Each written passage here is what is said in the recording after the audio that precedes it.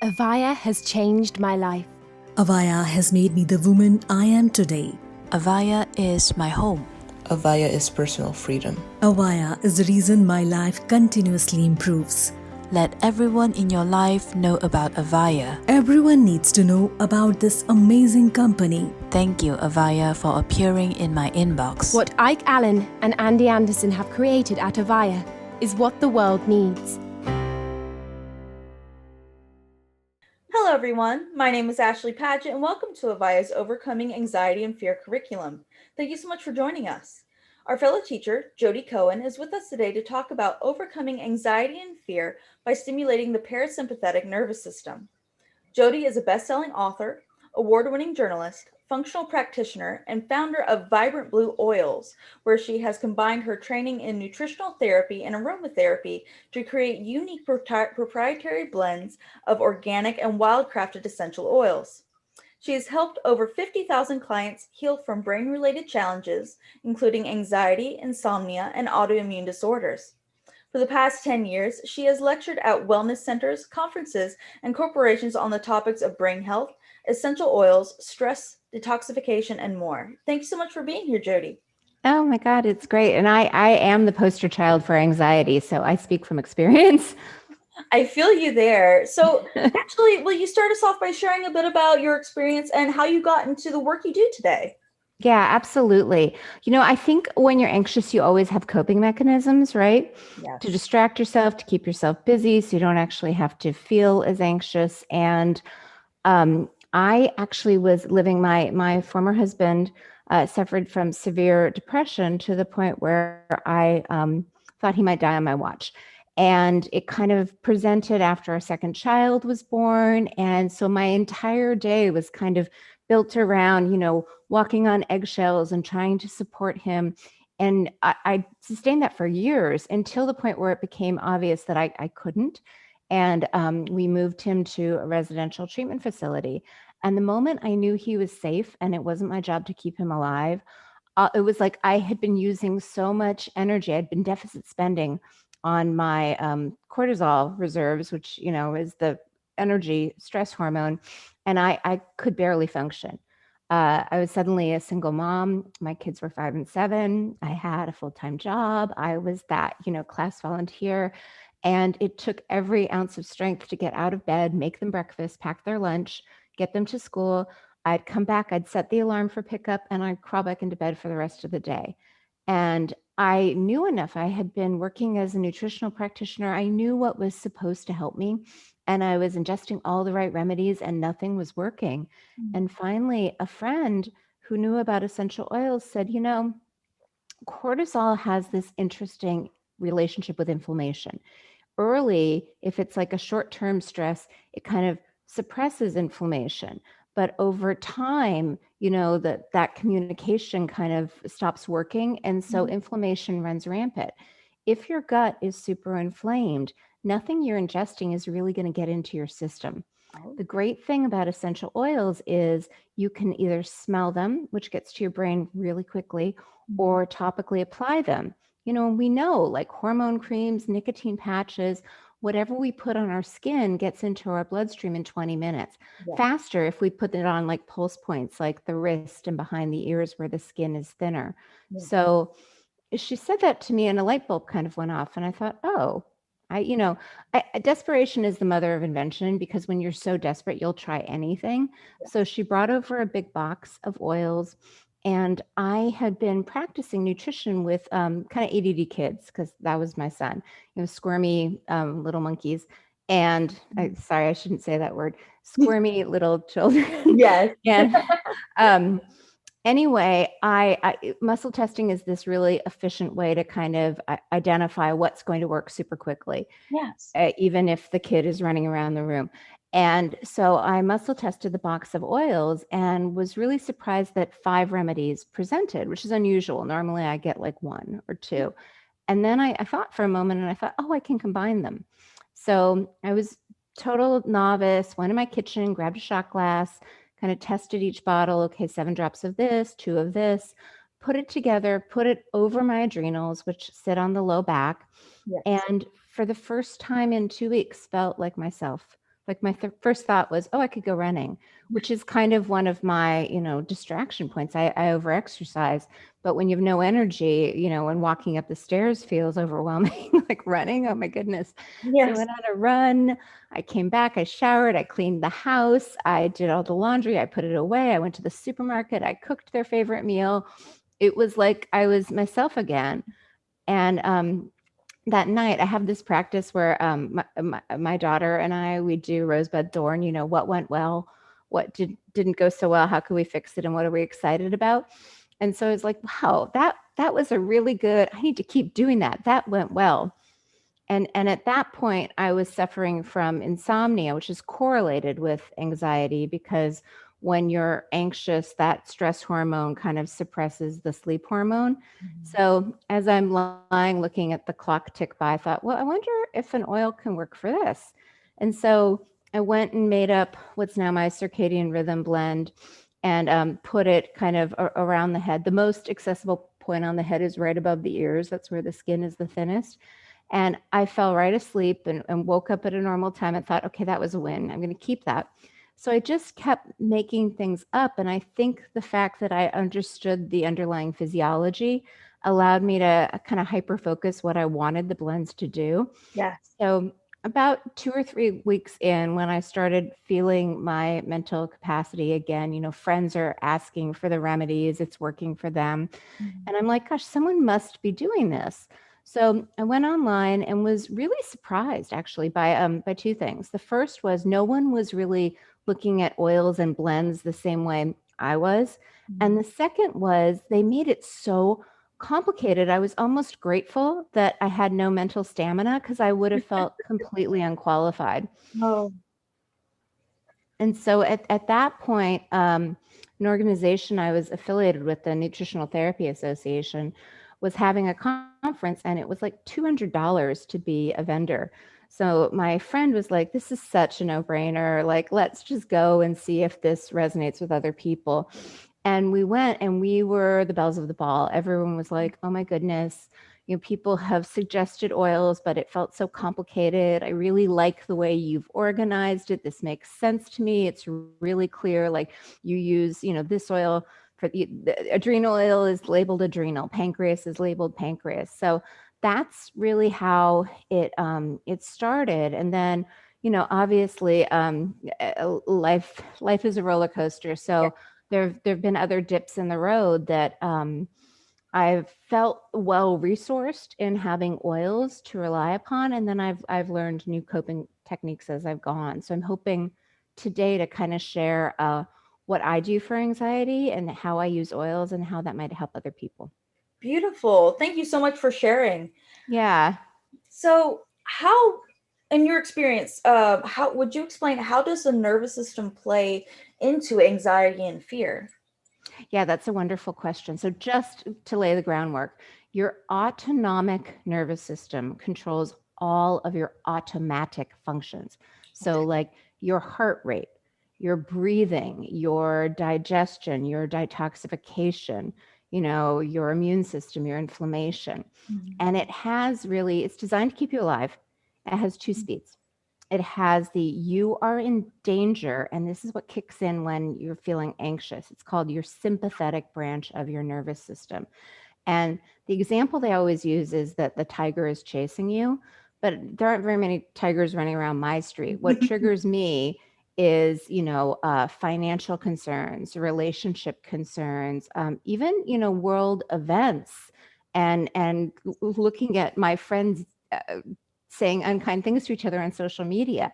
That kind of makes me feel unsafe.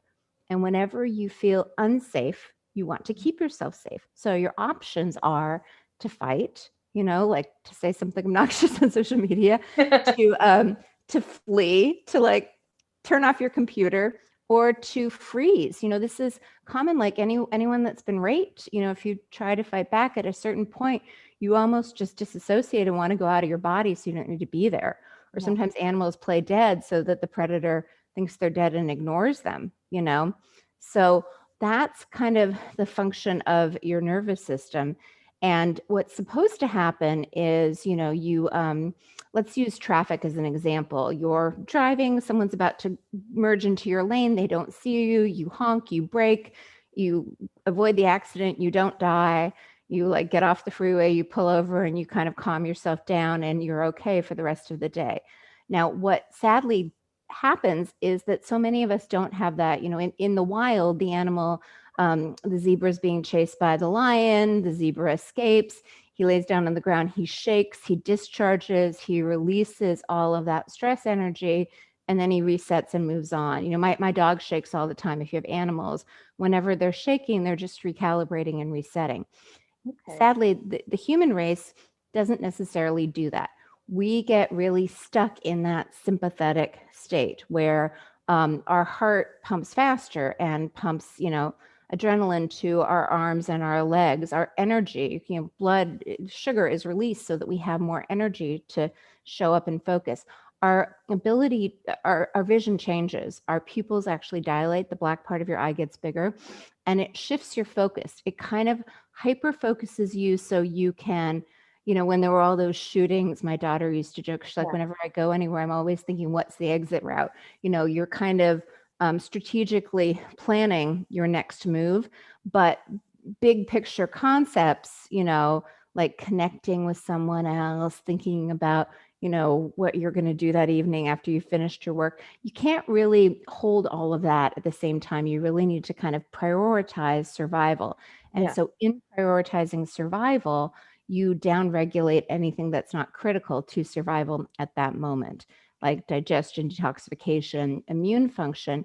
But where it comes into anxiety, all of those symptoms that you feel with anxiety, like the overwhelm of like, oh, there are too many things, I just need to focus, the heart being fast, maybe you get hot, maybe, there are too many people around and you start to feel claustrophobic. All of those things are kind of the sympathetic state of the nervous system. The flip side to that, I feel safe, I feel calm, I can connect, I can relax, is known as the parasympathetic nervous system. And that's where blood is routed back to your organs of digestion.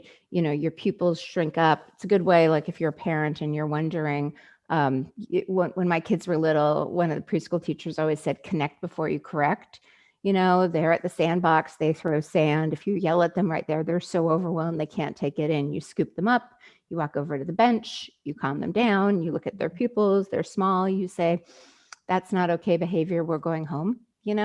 Like you just kind of make sure they're able to receive. And so that's what the parasympathetic branch of the nervous system is. And so the key point is I'm going to share how you can use essential oils to kind of shift into that gear. And it really is a gear shift. Seattle is a very hilly city. We like to bike. If you're going into the hill and you're in high gear, it's going to be a much more uncomfortable experience than if you can downshift. So the gear shift between these two branches of your nervous system is the longest nerve in your body that no one knows about. It's called your vagus nerve. It's cranial nerve number 10. Starts at the back of the head, splits, winds around both sides, kind of right behind the ear on the mastoid bone. And that's important. This is where it's the most accessible to the surface and also the thickest. And then it innervates like your mouth, your throat, your larynx, your heart, your lungs, all of your organs of digestion.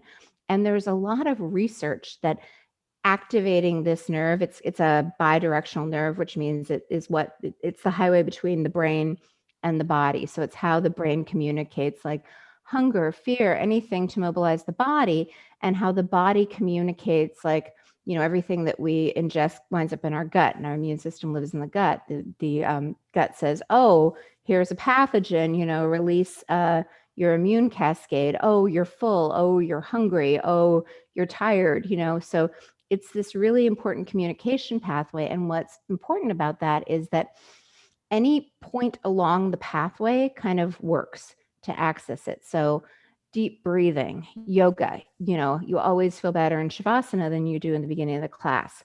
That's because the combination of breath and kind of the positions you move your body, you're activating your parasympathetic nervous system. Laughing, hugging, connection, all the things that make you feel good, calming you down, even eating kind of a good meal. Because when you're digesting, you're activating your nervous system. So there are a lot of ways you can do it. This concept was kind of made popular by a clinician named Datis Karazian, and he would encourage people to gag themselves with a tongue depressor, splash their face with freezing water because the throat gets innervated, gargle, and I found compliance to be nil to nothing. People don't really like doing that.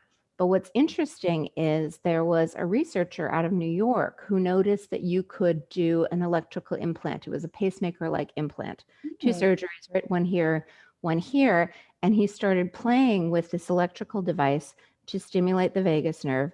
And he was getting great success. It was actually approved for by the FDA for depression, epilepsy, and migraines. Wow. Yeah. And so what is interesting is there are many ways to stimulate points, like acupuncture needles stimulate points. And there's a lot of research that you can use oils in place of needles. It's not the needle, or even touching reflex, but oils kind of have, first of all, they get into your skin really quickly. Yes. Especially clove is super stimulatory. Lime has really small molecules. Everyone talks about carrier oils, but they don't talk about the difference between them. Yes. The one and you use them differently. Like fractionated coconut oil is pretty lightweight. It gets in really quickly. Whereas like jojoba takes a long time. So it's like the slow release vitamin, or supplement. Yes. So anyway, I have a combination. It's clove and lime, and you literally just put it on the vagus nerve right behind the earlobe. And what that does, think of like a gear shift on the bike. It helps you shift from sympathetic, chicken little, the sky is falling, to I am okay. I am calm. I can handle this. And what I've learned is, we have so little control over the world outside of us. And one of my anxiety defaults, I try to control things because it makes me feel safe. And then when you realize I can't control anything that's happening in the world, and, there's some crazy things happening, it can make you feel very unsafe. So I'm kind of offering a reframe of I can control myself in this moment. Yes. I can control, Viktor Frankl, who survived the Holocaust, has this famous quote, between the stimulus and the response, there is a pause. And that idea, to me, what that's saying is, the way to navigate anxiety, if you're a parent, your kids are they're going to have a meltdown at the least convenient time. Just life happens, right? Yeah. You get a flat tire. It's raining when you were going to take a walk, like whatever. But you can control how you show up. And the example I like to use, most of us, there have been days when we're driving and someone cuts us off in traffic and we really don't care. It's like, whatever. I like the song. I'm not in a rush. It's all good. And then there are other days when the exact same thing happens and 4-letter words are involuntarily flying out of your mouth. Yeah. And the only difference between those situations is you and your resilience and how able you are to kind of take the bounce and bounce back. And so where I think oils and the nervous system are really helpful is they make you more resilient. Yes. I love that. I love that it's really a tool to help you build that resilience. Yes, exactly. And once you start noticing, like one thing I noticed, I used to get, I have anxiety around time. I like to be early. And so my daughter would always pick like 2 minutes before I was walking out the door to kind of have something that required my focus and my attention. Yes. And I started to realize that the more I resisted and was like, I gotta go, it's, the worse it became. And the more I just said, like, I guess I'm going to be late, and leaned into it and said, what do you need? How can I be here for you? The more it was like nothing. And, maybe I was 2 minutes late. It was not a big deal. So I realized like how you perceive the world and how you show up really changes your entire experience and calms your anxiety. Yes, absolutely. And so your clove and lime blend, is that your favorite hack? Is that one of your favorite hacks? It's one of them. I've got a couple. And what's interesting is, I have a company. I started it in 2012, and I've been very I haven't really shared the recipe. You know, my mother is a New Yorker, and my grandfather used to say, "Does Gimbels tell Macy's?" Gimbels was a competitor to Macy's back in the day. And I don't know. I cared about that for a long time, but with COVID, we can't ship internationally. Like things either get stuck in customs or it just doesn't go through. And I would get these really heartfelt messages from people who were like, I know this can help me, but I can't order it. And so what I decided, a book takes a crazy long time if you work with a publisher. So we were in edits and I just decided I'm just going to throw the recipes in. And then I said to them, listen, just pre-order the book, show me that you pre-ordered it. I'll share the recipe. And the shifts in like this one woman in India, her husband was basically withering away to nothing. Oh. And yeah. And she was like, he's eating again. And the best thing is he's laughing, he's smiling. It's like he got himself back, and it just, it's all good. So yes, it's clove and lime. And if you buy the book, Essential Oils to Boost the Brain and Heal the Body, you'll get the very specific ratios. But yeah, that's one of them. Another favorite hack that I talk about in the book, there's kind of a branch of chiropractic called functional neurology. And what they're doing, your brain, it's not just your brain. It's not one lump organ. It has different regions, different hemispheres, and they do different things. Yeah. So functional neurologists, like there's this one, Dr. Robert Malilio, who's amazing. He helps people with ADD, with autism, with anxiety. What he's found is that there's an imbalance between the right and the left hemisphere. Oh. And he uses oils because, you can smell through your nose and directly reach kind of the frontal lobe. You can use it to stimulate around the brain to it's a little bit like if you've ever worked with an intense trainer and they're not just training your body the same, but they're like, okay, you're strong pulling in, but weak pulling out. So we're going to strengthen the weak points. Yes. That's how you can use oils with the brain. Beautiful. And so this one functional neurologist out of Berkeley, California, his name is Titus Chu. He taught me this wonderful hack that when you're having an anxiety attack or a panic attack, that is the right frontal part of your brain that's overactivating. So to kind of balance the two hemispheres, you want to stimulate the left frontal part. And the best way to do that is smell anything through your left nostril. Plug your right nostril, smell. It could be oils. If you don't have oils, oils live in the peel of the citrus fruit, peel a tangerine, smell that. And what's interesting, if you've ever been like starving and you go and you start eating, and at a certain point, you're not starving. Like you don't just keep eating. Your body tells you when you're full. Yes. With oils, your body, you have kind of a fullness of smell. Like often it's 3 to 7 breaths and then you won't smell it anymore. But my trigger point used to be supermarket lines. You'd go and you'd pull up your cart and then the line would just take forever and I'd start to feel claustrophobic and I literally had to abandon my cart often. So I started bringing, oil's pretty stealth. You can put it in your pocket. Yes. And I would smell it in line and it's amazing when it's like, if you're in the ocean and the waves are just enormous and then they just calm down and it's, still and calm. That's the best way to describe it. It works very quickly. And I never abandon supermarket lines anymore.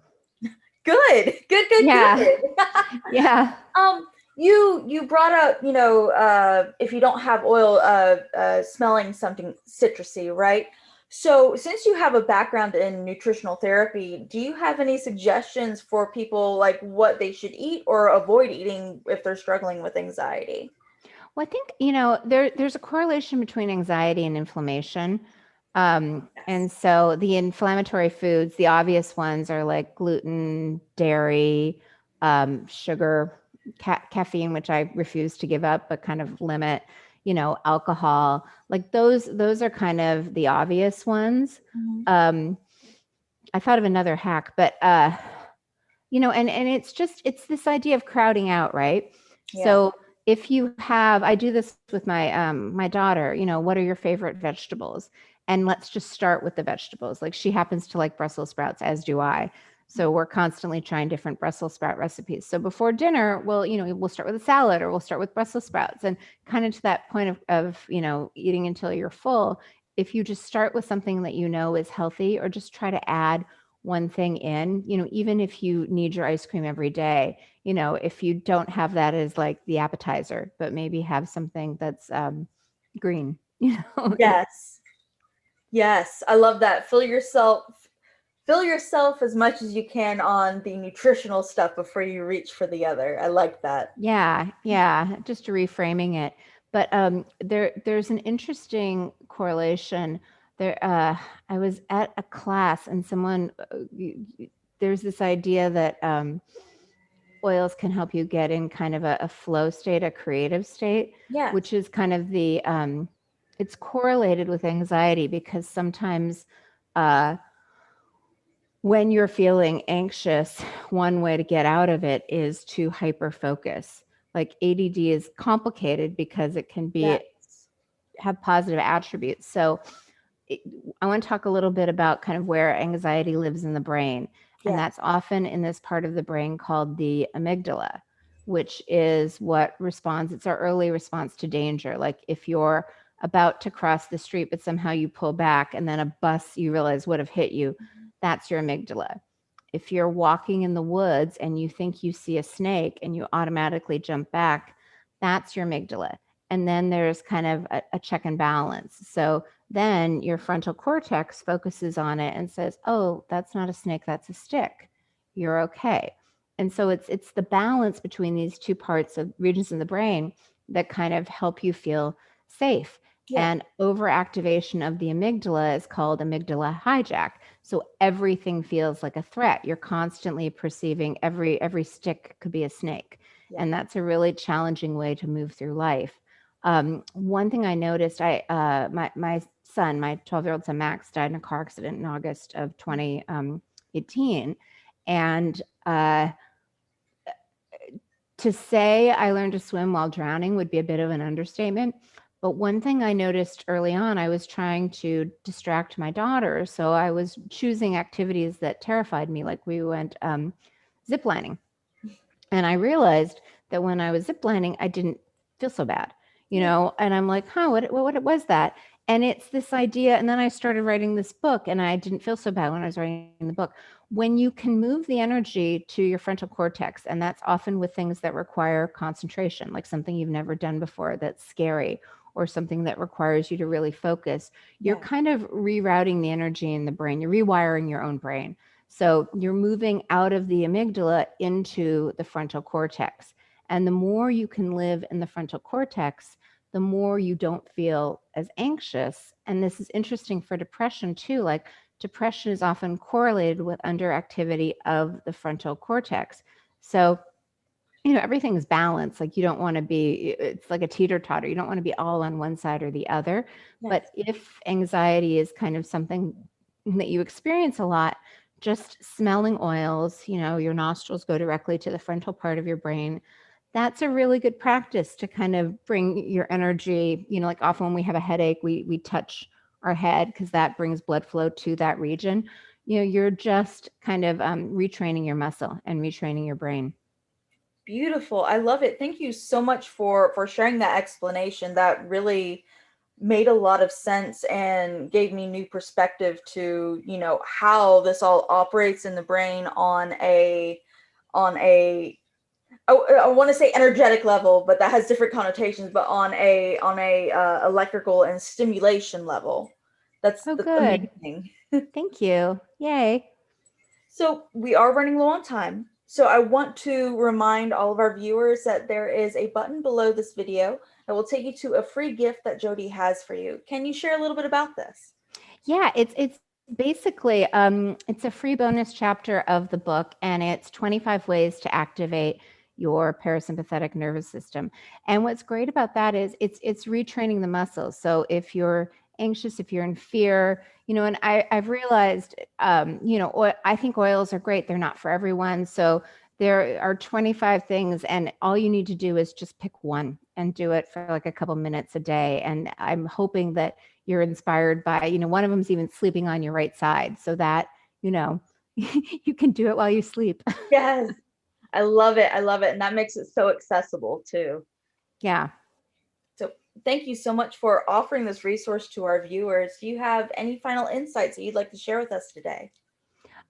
Just that, you know, I've been there. I've been in a really dark and overwhelmed place and felt a little hopeless. And I guess I just want to say there is hope, and there are a lot of things that can make you feel better.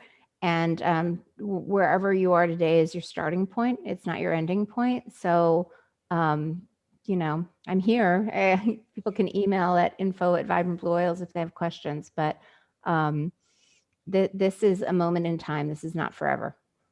Beautiful. Thank you so much for sharing your wisdom, your energy, your resources, and your experiences with us today. We really appreciate you being here with us. Thank you. Absolutely. And thank you everyone for joining us for this latest masterclass. We'll see you again next time.